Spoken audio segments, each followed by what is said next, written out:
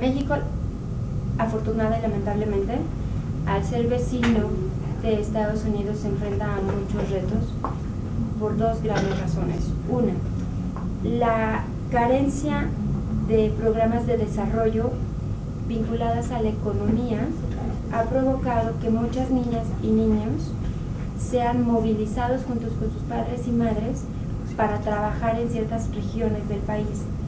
Eso quiere decir que no han tenido ni siquiera educación básica. Eso también incurre en que en muchos de los casos no han tenido acceso a un sistema de salud mínimo, lo que concluye en que muchos de esos niños y niñas, si no es que el 99%,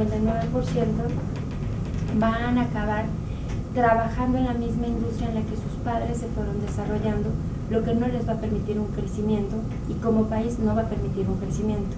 México, como lo he venido hablando, tiene dos grandes grupos de niños y niñas en situación de trata laboral. Uno, los mexicanos, y del otro, los extranjeros. Vamos a empezar por los extranjeros para vincularlo al tema migratorio. Uno es los niños y niñas en tránsito por México, principalmente centroamericanos, que viajan solos y que son cooptados para tratarlos laboralmente. Primero enfrenta un reto en la identificación. ¿Por qué? Porque no se ha logrado establecer que la población en general pueda identificar el fenómeno, pueda denunciarlo, para que entonces podamos atender a los niños y las niñas. El segundo es, una vez que se logra identificar ciertos casos, la denuncia. La denuncia en materia de trata, por cómo está establecido el tipo penal, es muy complejo. Es decir, por ejemplo, hay un caso en frontera sur, principalmente Tapachula, en el estado de Chiapas, en donde se identificó que una persona mexicana adulta estaba vinculando y después sometiendo y obligando a niños y niñas a trabajar en el basurero municipal. Si hablamos de Chiapas, en donde las temperaturas promedio están entre 35 grados, y hablamos de niños desde los 4 o 5 años hasta los 8 o 9, podrán imaginarse las condiciones en las que estos niños y niños desempeñaban su trabajo, y entre comillas el trabajo. ¿Por qué? Porque esos niños tendrían que estar en otro contexto, tenían que estar siendo cuidados por padre y madre, tenían que estar siendo cuidados por el mismo Estado, tendrían que estar siendo atendidos para su salud, tendrían que estar inscritos en un sistema educativo. Lo que sucede con estos niños era que, como eran extranjeros, era mucho más fácil someterlos para que estuvieran desempeñándose en el basurero en Tapachula. ¿Qué pasó en ese caso en concreto? Se identifican las víctimas, se establecen políticas para sacarlos del basurero y es muy difícil que el Estado mexicano los cuide, los mantenga en territorio nacional, les provea de salud y les provea de educación. ¿Por qué? Porque no tenemos las instituciones para que el Estado lo pueda hacer. Lo que sucede en ese caso concreto es, se da parte a los consulados ubican a los padres en territorio nacional, Guatemala, Honduras y El Salvador, principalmente Guatemala, y los niños son reintegrados a sus lugares de origen, repatriados. Eso por un lado. Por otro lado, tenemos a las niñas y los niños mexicanos que están siendo explotados laboralmente. Vamos desde la industria hasta campos agrícolas, hasta mendicidad en las calles, hasta servidumbre doméstica. Entonces son grandes núcleos en donde la población ha sido muy difícil que se identifique y que identifique. Hay que recordar que ninguna víctima de trata se puede autoidentificar. Es muy difícil que una persona mayor o menor de edad que se encuentra en una situación de trata establezca que sus derechos humanos básicos están siendo vulnerados. Entonces, partiendo de esa premisa, si establecemos que ningún niño y ninguna niña se ha identificado como estando en una situación de explotación, de ahí tenemos que partir que el Estado va a poder intervenir en ciertas acciones que son más públicas. Pero si hablamos del fenómeno en situación de servidumbre doméstica, es muy difícil que alguna autoridad pueda tener conocimiento, intervenir, asistir y proteger a esa persona. Entonces, lo que se tendría que estar haciendo y los riesgos que presenta México es que no se ha podido establecer una política de identificación.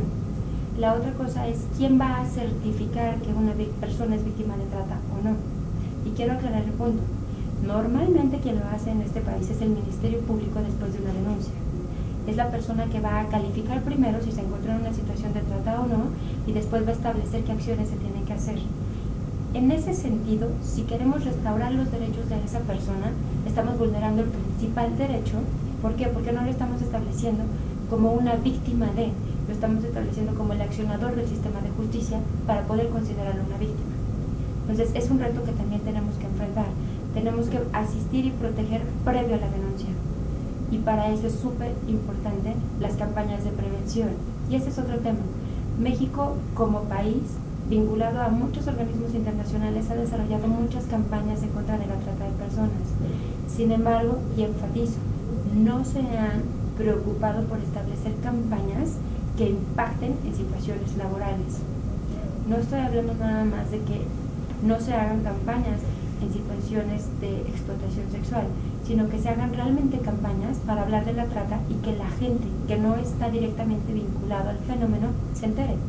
¿Para qué? Para que entonces podamos tener otra cultura social y el fenómeno de los niños y las niñas trabajadoras y los niños y las niñas en situación de trata pueda resurgir, y entonces sí podamos establecer una política pública para minimizarlo y erradicarlo eventualmente. Entre la erradicación viene la parte de atención, pero ¿para qué atender algo si lo podemos prevenir? Es mucho más fácil prevenir y menos costoso que atenderlo. Otro de los riesgos que se presenta es muchos de los niños y las niñas que están en situación de trata en México son de poblaciones indígenas. ¿A qué voy con esto? En su cultura, en sus usos y costumbres, y mal entendidos usos y costumbres, porque muchos de esos son violatorios de derechos humanos, se establece que las niñas y los niños deben de trabajar para poder aportar en sus hogares. Y hasta ahí está perfecto, siempre y cuando cumpla con los derechos básicos de los niños. En México el trabajo infantil debe estar prohibido, pero está comúnmente aceptado. Entonces es muy difícil entrar a trabajar el tema de trata en poblaciones indígenas cuando tienes que llegar a desmitificar que los niños y las niñas deben de estar obligados a trabajar cuando por derecho deberían estar educándose, recreándose, jugando y aprendiendo y desarrollando otras capacidades para que puedan integrarse de una mejor manera a la sociedad en un futuro.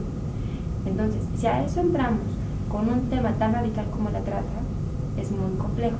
Sin embargo, ¿qué ha pasado con los grupos de población indígena en específico? Ha sido mucho más fácil para las personas que tienen la mentalidad de explotar internarse en esas poblaciones por el alto grado de vulnerabilidad que tienen, pero también porque usan a su favor esta costumbre de que los niños y las niñas se desarrollen en un aspecto laboral desde muy temprana edad. Entonces ahí es en donde se rompe una línea que viene estructurada por grupos indígenas como un uso y costumbre a volverse un espacio de aprovechamiento para las personas que quieren explotar a esos niños. ¿Qué pasa ahí con el Estado mexicano? El Estado mexicano ha tratado de intervenir, sin embargo, el fenómeno de la trata en la región aún es muy complejo de entender. Entendemos actualmente qué establece Naciones Unidas en tema de trata, cómo debe de abordarse, cuáles son los mínimos, cómo atenderse, cómo prevenirse, cómo perseguirse. Sin embargo, cuando verificamos cómo establecerlo en este país en concreto, a través de la región, pero también de las realidades que se presentan en México, es mucho más complejo. Entonces presenta muchos retos. Otro reto que se presenta y que se tiene que abordar es el presupuesto. No hay buenas intenciones que se puedan concretar si no hay presupuesto para ejercerlas. México presenta ahí un vacío grande. ¿Por qué? Porque lamentablemente el tema de trata se ha polarizado mucho. No se ha visto como un tema transversal violatorio de derechos humanos. Se ha visto como un delito sumamente grave que se tiene que abordar desde otra visión. Lo que ha permitido que no se estructuren acciones concretas y no se logren esta línea de política de seguimiento de todas las instituciones que debería de cruzar transversalmente en su quehacer diario para entonces sí disminuir los riesgos de trata e impactar positivamente.